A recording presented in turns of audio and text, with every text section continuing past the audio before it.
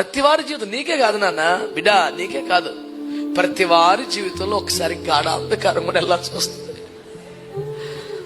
ఒక్కసారిగా ఎవరు కనపడరు, ఏముండదు, అంత అంధకారం పిచ్చెక్కిపోద్ది. అందరూ కాదు, దేవుడు కూడా నన్ను వదిలేశాడు అనిపిస్తుంది. గాఢ అంధకారపు లోయ చివరి మధ్యలో కాదు, మధ్యలో పాయింట్ అది. ఏంటి సడన్ నన్ను వదిలేశారు అందరూ, ఏమైంది, నేనేం పాపం చేశా? అది చిన్న మజిలీ. దాని తర్వాత ఏమంటే తెలుసా, గిన్నె నిండా పొర్లే అభిషేకం.